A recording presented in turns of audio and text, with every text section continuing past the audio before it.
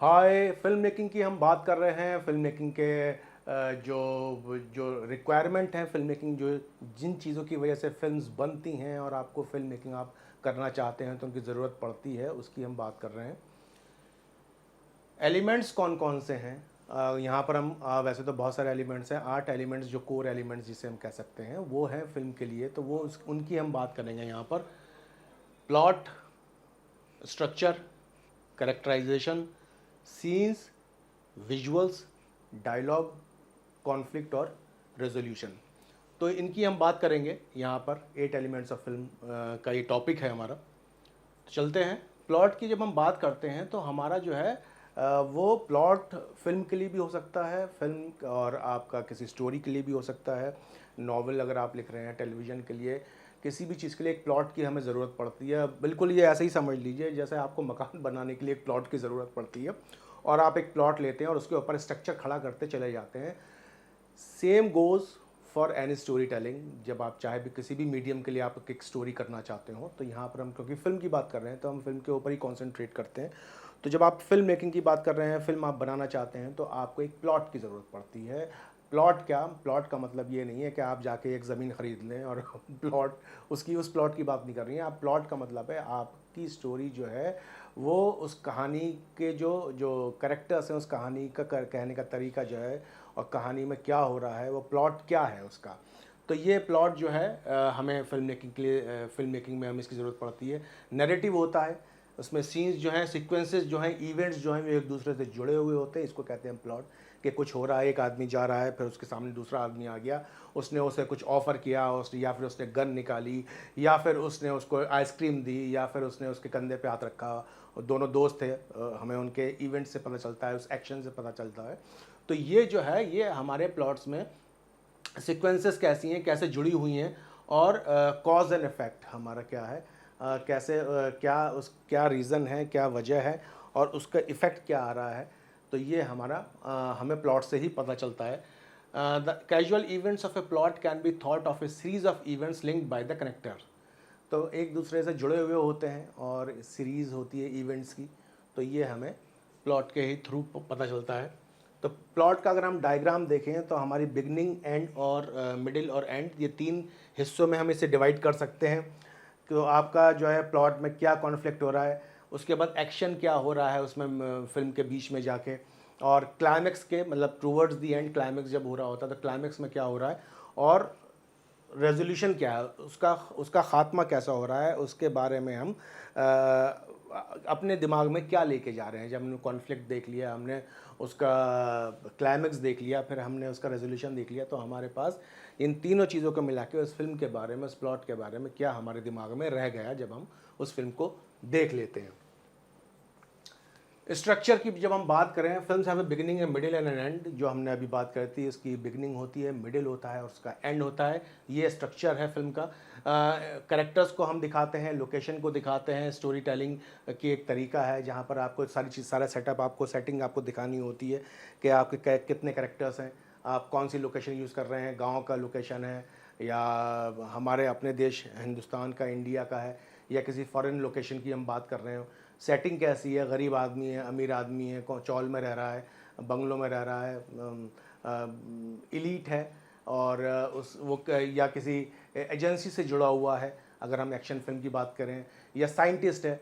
तो हम जो है उसको पूरा सेटअप करते हैं, स्ट्रक्चर हम बनाते हैं। करेक्टर्स के क्या प्रॉब्लम्स क्या हैं, उसमें करेक्टर्स को क्या प्रॉब्लम फेस आ रही है, हम वो दिखाने की कोशिश करते हैं। ये करेक्टर है, इसकी ज़िंदगी में ऐसा भूचाल आ गया कोई जी, अब ये जो है ना, इसके फादर को जो है और मदर को जो है किसी ने मार दिया, अब इसको कुछ करना है। हमने काफ़ी सारी हिंदी फिल्म्स में ये देखा है, ये स्ट्रक्चर रहता है। उसके बाद क्या होता है, उसका सॉल्यूशन क्या है, और क्लाइमेक्स में जाके वो कैरेक्टर्स जो है जिसकी वजह से ये पूरा जो स्ट्रक्चर बनाया था, जो ये प्लॉट जिसके ऊपर था, वो जीतता है या हारता है, ये हम क्लाइमेक्स में और एंड में जाके देखते हैं जब हमारा रेजोल्यूशन होता है।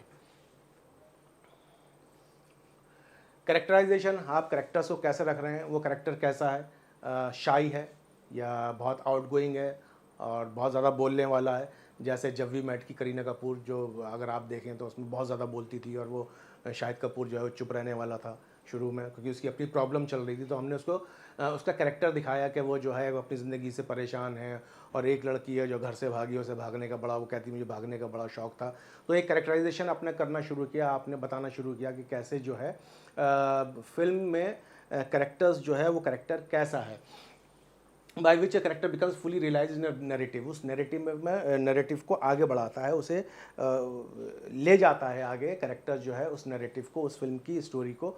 तो वो कैरेक्टर के थ्रू ही स्टोरी आगे बढ़ती है, फिक्शन और नॉन फिक्शन दोनों में।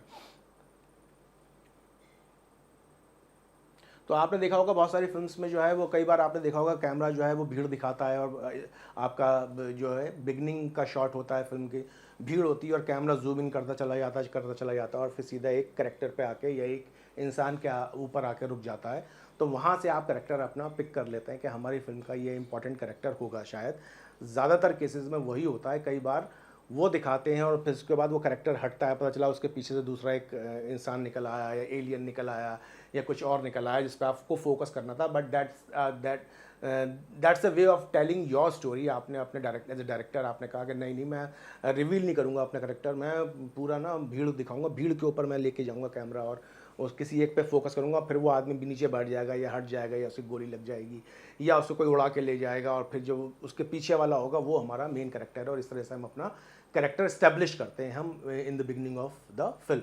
बहुत सारे तरीके होते हैं कैरेक्टर इस्टेब्लिश करने के। This is one of the example which I have just given it to you. तो ये हमारा कैरेक्टर जो है वो कैसे कपड़े पहनता है, कैसे बोलता है, जैसे मैंने एग्जाम्पल दी जब वी मेट की, तो वो कैसे बात करता है, खोया हुआ है, उसकी ज़िंदगी में प्रॉब्लम्स है, उसकी वजह से उसका रिएक्शन क्या है। तो ये सारी चीज़ें होती हैं। कौन से सेटअप में है, मान लीजिए गांव में है और गांव की कपड़े नहीं पहना हुआ है, लेकिन तो उसका कैरेक्टराइजेशन हमने ऐसा किया है कि वो शहर से आया है जी गांव में, और उसका ना बड़ा तरीका एक बोलने का अलग है और लोग उसे देख रहे हैं और हंसी मजाक भी कर रहे हैं या उससे बड़े इम्प्रेस भी हैं। जैसे एक और फिल्म थी जिसमें आप देख सकते थे, फंस गए रे ओबामा, एक फिल्म आई थी, और उसमें जो है वो रजत कपूर का जो कैरेक्टर था वो वहाँ पर आता है। तो वहाँ पर उसे एक दूसरा कैरेक्टर मिलता है जो कहता है मुझे भी आपके साथ अमेरिका जाना था, वो उसके पीछे पड़ा रहता है। तो वो कैरेक्टर जो है ना, कहाँ से आया है, उसका अपना पहनावा कैसा है और जहाँ पर आया है वहाँ के लोगों का कैसा है, ये भी आप इस तरह के कैरेक्टराइजेशन जब आप करते हैं तो आप अपने दिमाग में रखते हैं। उसका ओढ़ना उठना बैठना खाना पीना ऐसा रहेगा, वो ऐसा कहेगा, उसके बाद जो जिस जगह आया वो ऐसा रहेगा। तो आप कैरेक्टर पहले से ही डिसाइड कर लेते हैं, या उसके अपनी ही सेटिंग में भी अगर उसके जैसे ही सारे लोग कपड़े पहन रहे हैं, उसके जैसे ही खाना पीना हो रहा है, तो उसका एक ट्रेट होगा बोलने का या उठने का या बैठने का। जैसे उत्पल दत्त साहब थे या छो, तो वो जो कैरेक्टर्स हैं वो ऐसे करके बोला करते थे छो। तो वो जो है ना वो कैरेक्टराइजेशन आपका फिल्म्स में इस्तेमाल होने लगता है। फिर धीरे धीरे हमारे यहाँ तो वो बाद में वो कई सारे फिल्म्स में सिमिलर लाइंस पर सिमिलर पैटर्न पे जो है डायरेक्टर्स कहते हैं नहीं नहीं आपका वो अच्छा था वैसे ही बोल के दिखाइए। तो हम देखते हैं कि एक ही आदमी जो एक ही एक्टर है उसका कैरेक्टर तो चेंज हो गया लेकिन बोलने का स्टाइल पता चला वही उसका चल रहा है। जैसे अब रिसेंटली हम बात कर रहे हैं सलमान खान की दबंग में एक वो कैरेक्टर था, वो एक्स्ट्रा था। एक्स्ट्रा जिसे एक्स्ट्राज वो होते हैं जो फिल्म के बहुत सारी भीड़ में कुछ गिने चुने लोग होते हैं जिनके वो बड़ा प्रोमिनेंट कैरेक्टर नहीं होते हैं। तो उसके साथ सलमान खान का वो एक कमाराडरी दिखाई है और वो लड़ाई झगड़े दिखाएं। गुंडा था वो, काले रंग का, आपने देखा होगा बहुत मोटा सा काला सा, और वो फिर रिपीट हुआ था अगली फिल्म में भी, और फिर एक और फिल्म में भी उन्हीं के साथ वैसे ही एक्शंस में, दबंग में ही 1, 2 और 3 में। तो वो आपका कैरेक्टराइजेशन आप बन जाता है। कभी कभार नहीं भी ये चाहते हुए आपको लगता है नहीं नहीं पब्लिक को ये बहुत पसंद आया है तो इसका सेकंड पार्ट बनाऊंगा या मैं कुछ और इससे आगे से लेके जाऊंगा स्टोरी को, तो इसको और डाल सकता हूँ इसमें। सीन्स की जब हम बात करें या प्रोडक्शन और फिल्म मेकिंग की, तो ये मोशन जो है ना आपका पिक्चर का, जो उसमें बहुत सारे जब शॉट्स जुड़े हुए होते हैं, एक्शंस जुड़े हुए होते हैं, वो आपका सीन्स बनता है एक ही टाइम में, एक ही समय पर, एक ही जगह पर। तो वो डिफरेंट जगह पे भी हो सकते हैं, लेकिन आपका सीन आपने उसे इस तरह से वीव इन किया है, उसे इस तरह से जोड़ा है कि वो एक ही सीन लग रहा है। मतलब आप अपने फ्लैशबैक में चले गए तो वहाँ पे एक सीन डिफरेंट आ गया लेकिन वो जुड़ा हुआ है इस सीन से, तो वो एक सीन भी कहलाया जा सकता है कि उस सीन में ये हुआ था। जब हम लोग डिस्कस करते हैं फिल्म देखने के बाद तो हम लोग बताते हैं कि उस सीन में ऐसा हुआ था, ये सीन ऐसा था, और इस सीन में ऐसा हुआ। हम ये नहीं कहते वो शॉर्ट में ऐसा हुआ था, फिर सीन के हिसाब से उसमें कैमरा एंगल्स होते हैं, शॉट्स होते हैं, डायलॉग्स होते हैं और फ्रेम्स होते हैं, डिफरेंट एंगल से, जहाँ पर आप अपने देखते हैं कि वो उसी सीन का जो है वो क्लोजअप दिखा दिया, फिर लॉन्ग शॉट दिखा दिया, फिर डायलॉग दो लोगों के बीच में हो रहा था, एक टू शॉट दिखा दिया, मिड शॉट दिखा दिया, MLS दिखा दिया, CU। तो वो सीन को कंप्राइज करते हैं बहुत सारे डिफरेंट एंगल्स के शॉट्स और डायलॉग्स, कैरेक्टर्स। तो वो सीन्स जो हैं वो ये होता है फिल्म का, जिसमें आपको उस मोशन, उस एक्शन का आपको पूरा पता चल रहा हो, स्टोरी को वो फॉरवर्ड लेके जा रहा हो कि इसकी वजह से ये कैरेक्टर्स हैं, इसकी वजह से इस सीन में ये हो रहा है और इसकी वजह से हम अगले सीन में शायद ये देखेंगे। विजुअल्स, विजुअल्स तो फिल्म मेकिंग है ही, विजुअल मीडियम है।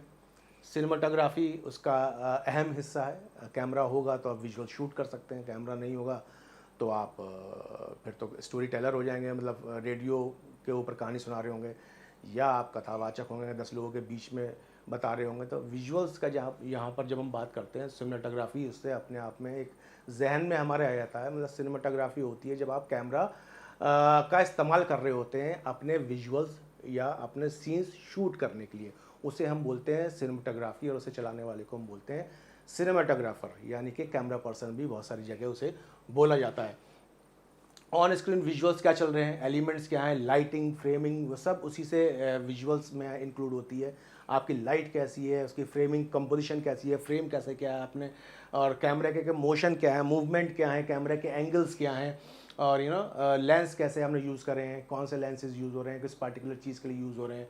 डेप्थ ऑफ फील्ड कैसी है, मतलब डेप्थ ऑफ फील्ड जब आप जो है क्लैरिटी या फोकस में कितनी चीज़ है। सीन्स तो बहुत सारा लंबा चौड़ा एक सीन हो सकता है जिसमें आप पेड़, पहाड़, फूल, नदियाँ, हवा, पानी सब दिखा रहे हैं और उसमें 2 कैरेक्टर चले जा रहे हैं, लेकिन फोकस में क्या है, बाकी सब ब्लर हो सकता है सारा क्लियर होता है। डेप्थ ऑफ फील्ड कितनी है आपकी और कितना आपने उसमें जूम करते चले गए और जूम आउट कर रहे हैं, जूम इन कर रहे हैं, या आप बिना जूम के ही उसे एक ब्लॉक शॉट में आप शूट कर रहे हैं। फोकस क्या है, कलर, एक्सपोजर, फिल्ट्रेशन, आपने फिल्टर्स कैसे यूज़ किए हैं, एक्सपोजर आप ज़्यादा लाइट दिखा रहे हैं, कम लाइट दिखा रहे हैं, आपका डिज़ायर्ड इफेक्ट की वजह से भूतिया है तो आप शॉर्ट है तो उसमें डार्क दिखा रहे हैं, और कोई क्लब या पार्टी सीन है तो उसमें ब्लिंकिंग लाइट और जलती बुझती लाइट्स हैं, तो या किसी फेस्टिवल की बात करें तो उसमें फायर क्रैकर्स हैं, तो लाइट कैसी, एक्सपोजर आप कैसा इस्तेमाल कर रहे हैं।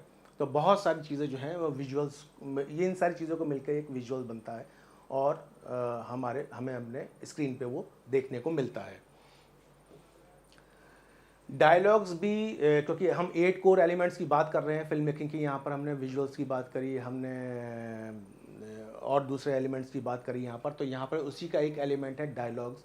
तो फिल्म मेकिंग जब हम बात करते हैं फिल्म मेकिंग में, तो डायलॉग्स जो हैं वो आपकी कैरेक्टर्स को का जो मूड है वो डिफ़ाइन कर रहा होता है और दर्शकों तक, यानी कि हमारे ऑडियंस तक पहुंचा रहा होता है कि उसके उसमें गुस्सा है, या वो प्रीची हो रहा है, समझाने की कोशिश कर रहा है, या वो बड़ा बूढ़ा है, बुज़ुर्ग है, अपनी बात रख रहा है सबके सामने, या वो कोई प्रीचर है, कोई साधु संत महात्मा है जो अपनी बात लोगों तक पहुंचाने की कोशिश कर रहा है।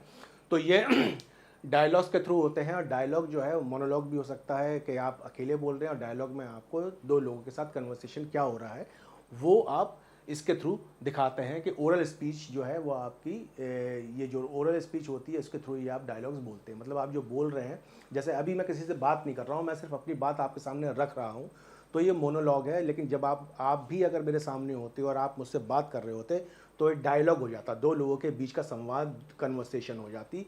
हमारी जो स्पीच है, जो मेरी आवाज़ निकल रही है, वो 2 लोगों की आवाज़ बन जाती है और उसे हम कहते हैं डायलॉग।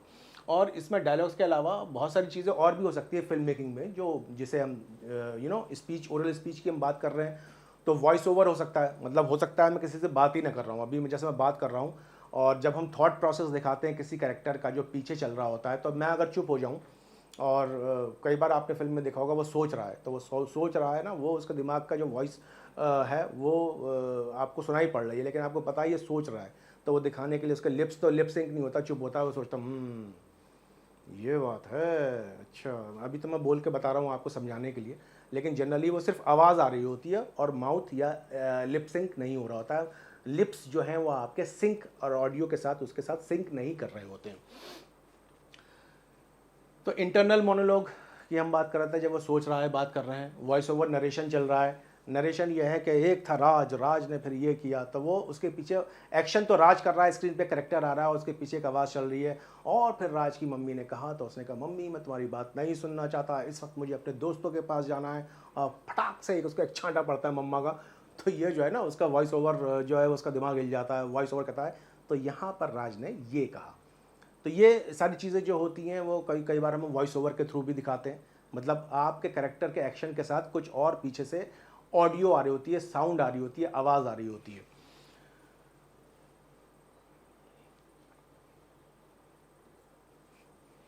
कॉन्फ्लिक्ट क्या है? तो ये जो है ये एक डिवाइस है फिल्म मेकिंग में, जिससे आप स्ट्रगल दिखाते हैं करेक्टर्स का और प्रोटैगनिस्ट और एंटागनिस्ट का, मतलब जो हमारा हीरो होता है जिसे हम विलेन कह सकते हैं, उनके बीच का कॉन्फ्लिक्ट क्या है, किस वजह से लड़ाई है। वो किसी वो चोर पुलिस हैं, या वो बाप बेटे हैं जिनके अपने थॉट्स नहीं मिल रहे हैं, या वो दोस्त हैं जिनकी जो बात है ना एक दूसरे की समझ में नहीं आती, उनका कॉन्फ्लिक्ट है, नहीं मैं तेरी बात नहीं मानता, वो कहता नहीं नहीं ये बात ही सही है। तो ये इस तरीके से जो है ना एक कॉन्फ्लिक्ट हम लोग बनाते हैं, हम एक जो बीच का जिसे कहना चाहिए उनके बीच का एक टेंशन बिल्डअप करते हैं कि किस वजह से वो जो है हमारा कैरेक्टर्स प्रोटैगनिस्ट और एंटागनिस्ट जो है वो स्टोरी को आगे लेके जाएंगे। उसी की वजह से स्टोरी जो है वो ड्राइव करती है, आगे बढ़ती है कि मैं तेरी बात मान रहा हूँ लेकिन दूसरा वाला उसकी बात नहीं मान रहा है।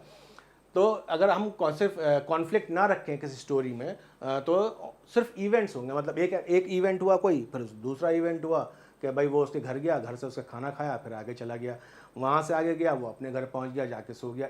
तो ये जो है ना स्टोरी नहीं बनती। स्टोरी में ग्राफ होना चाहिए कि पहले ये हुआ, प्यार मोहब्बत लड़ाई झगड़े, तो ये स्टोरी की एक ग्राफ होता है। और इसीलिए बिगनिंग मिडिल और एंड कहा जाता है कि बिगनिंग में क्या हो रहा है और फिर मिडिल में क्या हो रहा है और एंड में जाके क्या होता है। तो इवेंट रह जाएंगे खाली, फिर तो आप इवेंट बता रहे हैं, तो वो स्टोरी जो है ना वो स्टोरी नहीं रह जाएगी, इवेंट रह जाएंगे। जैसे आप किसी हिस्ट्री की कोई इन्फॉर्मेशन देना चाहते हो कि वो इस जगह से उस जगह तक वो नेताजी गए और उसके बाद उस नेताजी ने उन्होंने ये किया, फिर उन्होंने ये किया, तो वो इवेंट्स तो हैं लेकिन स्टोरी नहीं है। कॉन्फ्लिक्ट नहीं है तो स्टोरी नहीं बनती है। तो ये जो है बाहर से भी हो सकती है, कॉन्फ्लिक्ट किसी वजह से भी हो सकता है कि मैंने उसको बात करते हुए देखा जो हमने नहीं सोचा था, और मेरा एक कैरेक्टर है और उस कैरेक्टर ने दूसरे कैरेक्टर से बात कर रही जो मुझे पसंद नहीं आई, तो मैंने कहा अच्छा मैंने इससे मना किया था, इस कैरेक्टर से बात मत करना, इसने इससे बात करी, तो ये कॉन्फ्लिक्ट बन गया। कभी कभार ये भी कॉन्फ्लिक्ट हो सकता है कि आपने अपना सोचा, कभी कभार एक्सटर्नल कॉन्फ्लिक्ट भी हो सकते हैं कि दो दोस्त हैं, उसके बीच में किसी ने आके ना कानाफूसी कर दी, अबे यार तेरा दोस्त है तेरे बारे में ऐसे करा था। तो एक्सटर्नल जो रीजंस होते हैं उसकी वजह से भी कॉन्फ्लिक्ट हो सकते हैं। तो ये बहुत सारे चीज़ें हैं जिसकी वजह से आप कॉन्फ्लिक्ट पैदा कर सकते हैं और अपनी स्टोरी को आगे फॉरवर्ड लेके जा सकते हैं। रेजोल्यूशन ये एंड ऑफ द स्टोरी है। जब आपकी स्टोरी ख़त्म हो रही होती है तो आपने आपके करेक्टर कैसा हुआ, जैसे DDLJ में अगर आप बहुत अच्छी फिल्म है और कल्ट फिल्म में आती है, तो DDLJ में आप देख सकते हैं उसका रेजोल्यूशन क्या हुआ। उसने राज ने उसके फादर से पहले बात करने की कोशिश करी, फिर उन्होंने बार फिर लड़ाई झगड़े हुए, कॉन्फ्लिक्ट हुआ, और कॉन्फ्लिक्ट के बाद क्लाइमेक्स आया जिसमें वो लड़ाई झगड़े हो रहे और एंड में जाकर रेजोल्यूशन ये हुआ कि राज को सिमरन मिल गई, उसने उसका हाथ पकड़ लिया। तो रेजोल्यूशन जो है वो क्लाइमेक्स के बाद होता है। It is when you learn what happens to the characters after the conflict is resolve. जब कॉन्फ्लिक्ट खत्म हो गया है, क्लाइमेक्स ओवर हो चुका है, तो उसके बाद रेजोल्यूशन क्या हुआ, स्टोरी का क्या खात्मा हुआ।